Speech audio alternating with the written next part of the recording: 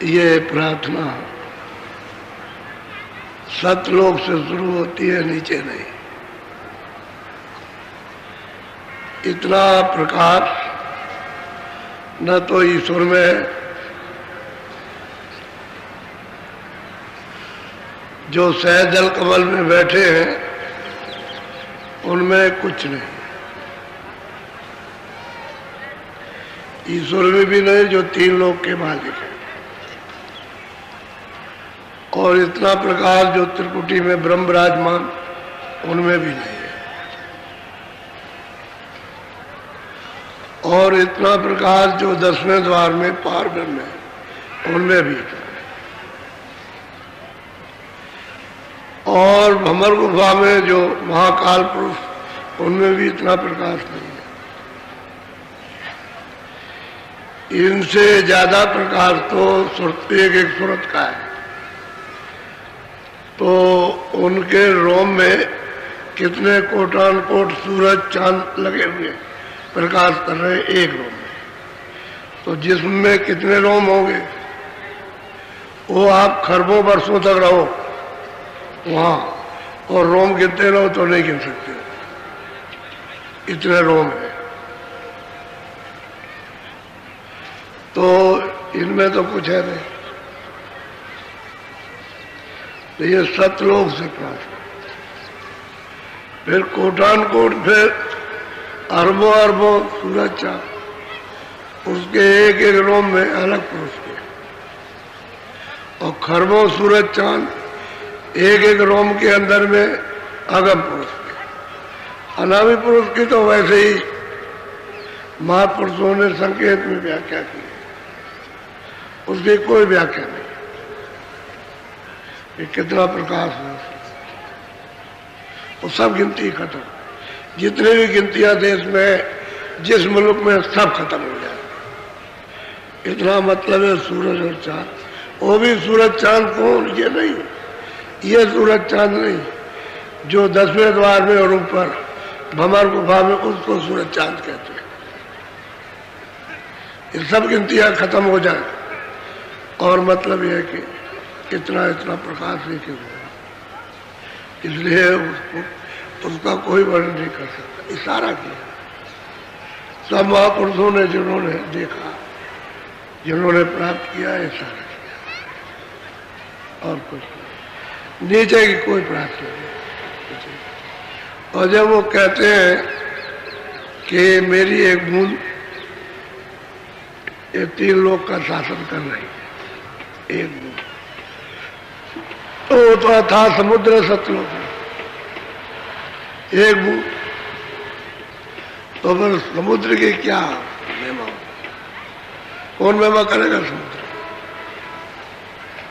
कौन कर सकता है, कोई नहीं। इसलिए आपको ये भेद किसी को मालूम नहीं। पुरानी किताबों में जो लिखा गया वो तो सब नीचे का है,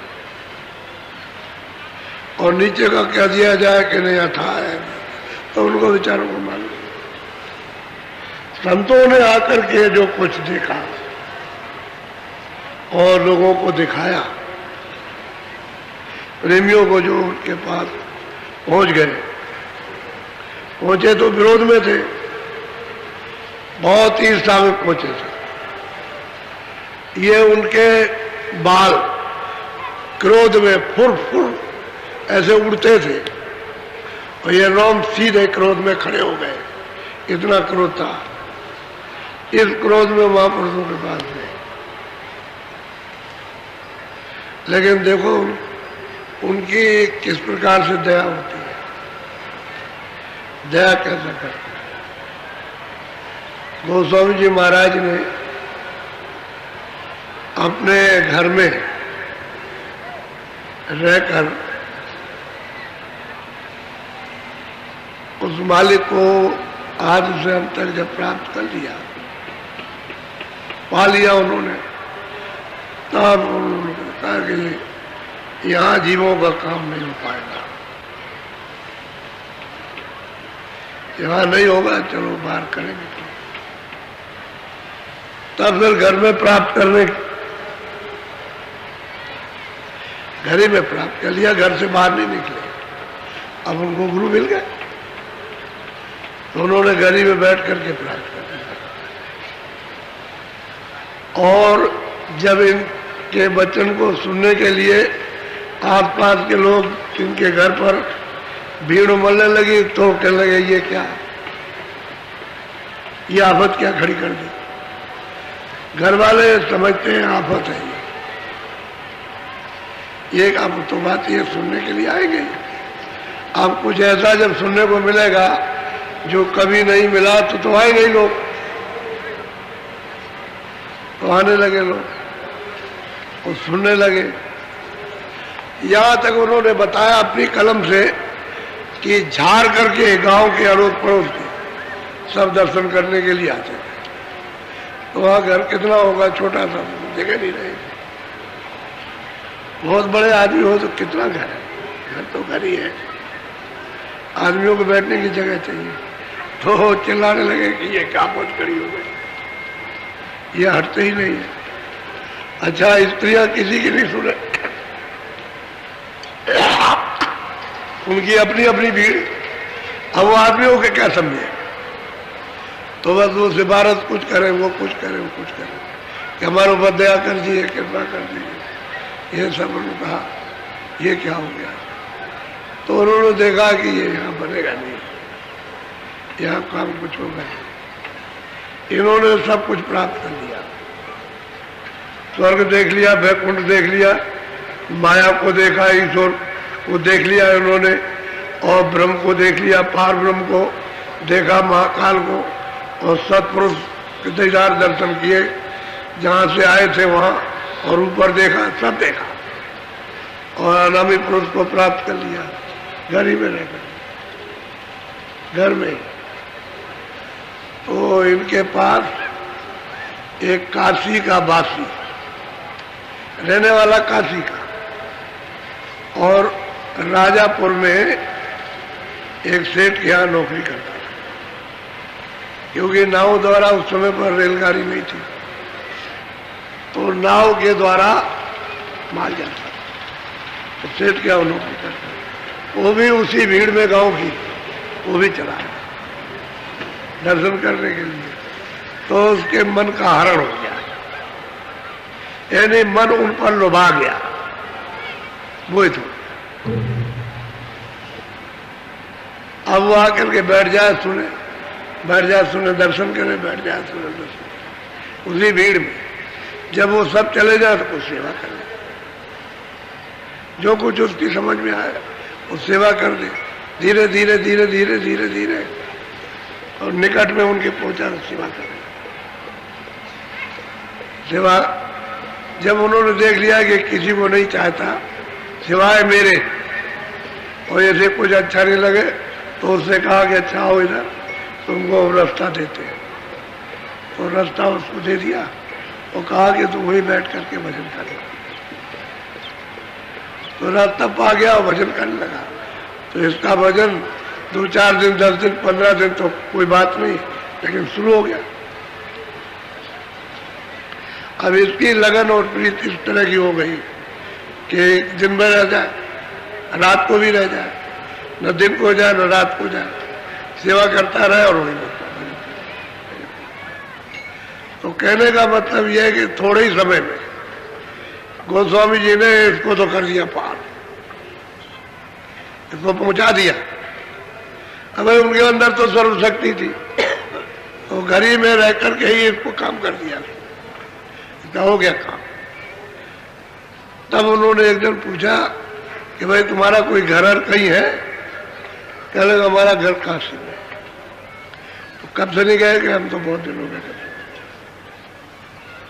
बस इतना ही चुपचाप छोड़ दिया और कुछ नहीं कहा। तो एक दिन आया, बोला, कहने लगा कि महाराज आपकी आज्ञा आदेश हो तो मैं काशी चला जाऊं, क्योंकि आपने किसी अच्छे के लिए आपने पूछा, तो आपका आदेश हो, आज्ञा हो तो चले जाओ। तो उन्होंने कहा जाओ। वो तो चला गया काशी। जब उन्होंने समझ लिया कि काशी चला पहुंच गया होगा, अपना नाव से पहुंचा हो, पैदल पहुंचाओ घोड़े से, या मतलब यह है कि और किसी सवारी से पहुंच गया होगा।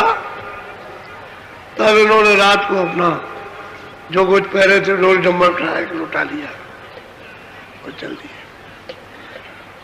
सीधे काशी की तरफ। उस समय पर ये इस तरह की सड़कें तो थी नहीं, पगडंडी रास्ते थे, कच्चे रास्ते थे, दगड़े ऐसे। तो चल दिया अपना, धीरे धीरे अपना चलते गए।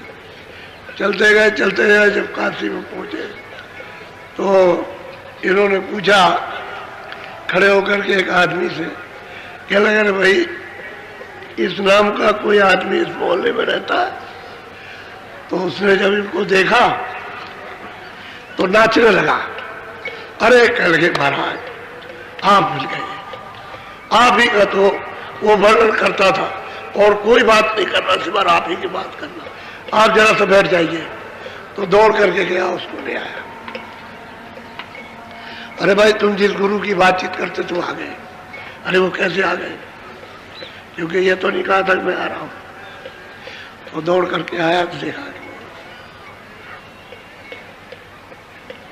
हृदय चरणों पर गिर पड़ा, उनको ले गया, जहां भी रखा वहां रखा और फिर उसकी तैयारी उसने की कि किस स्थान पर इनकी कुटी बनाई जाए।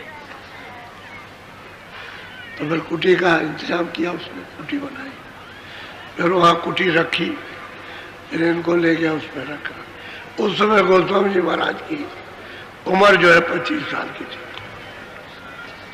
25वां साल था। इसका तो काम कर दिया और अपना काम पहले कर लिया और काशी पहुंच गए और वहां फिर वो रहने लगे। उस जगह पर फिर उन्होंने उपदेश शुरू किया।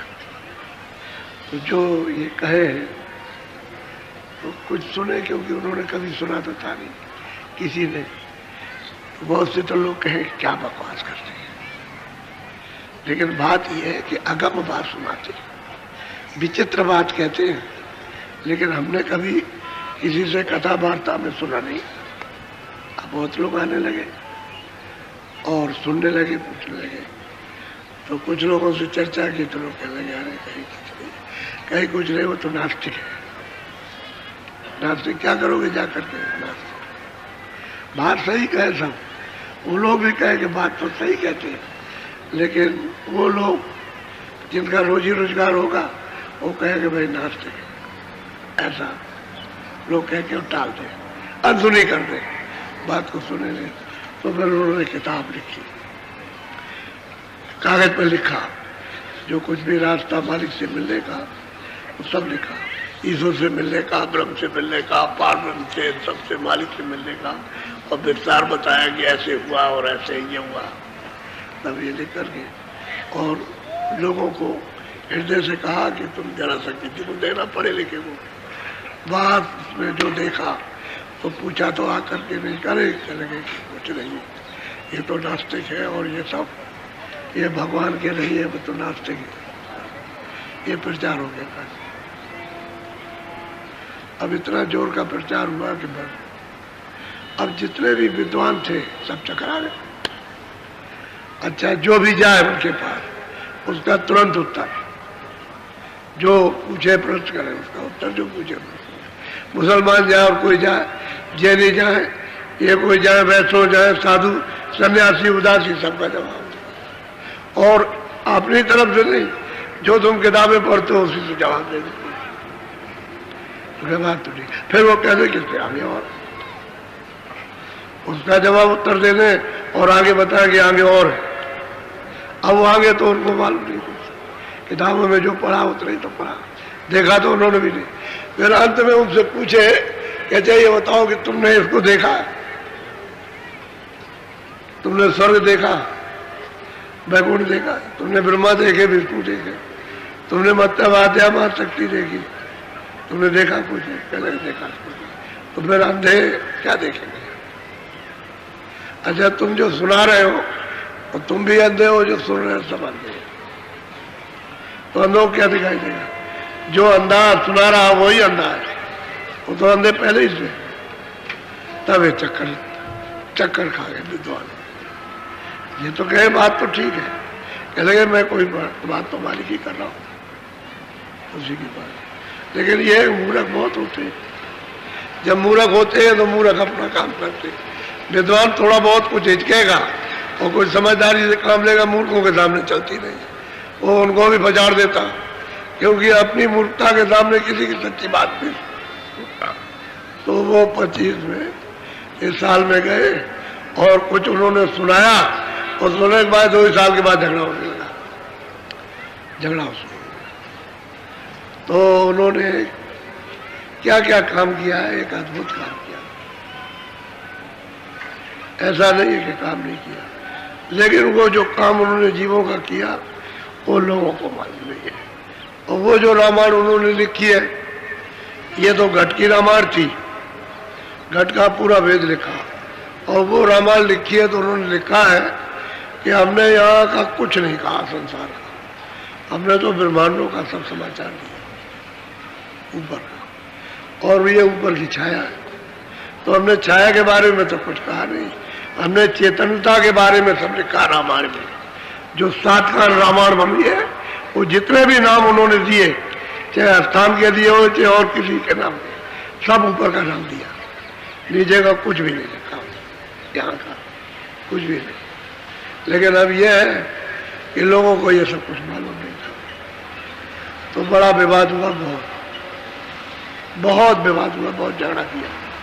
इतना झगड़ा किया है कि कहा नहीं जा सकता।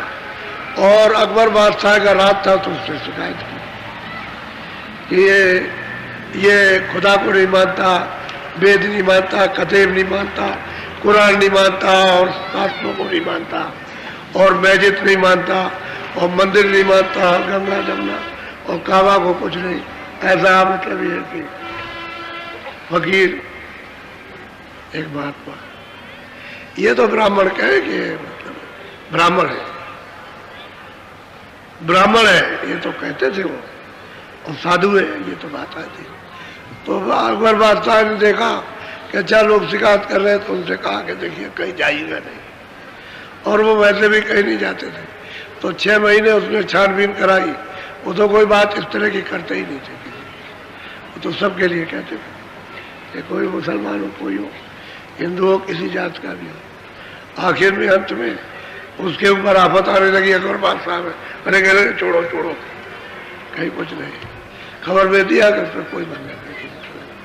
और उसी दरमियान में सब लोग जान गए, उनको जान गए, तो कहे वहां मत जाना, मतलब ये अगर तुमने उनका दर्शन कर लिया तो वो पाप लगेगा।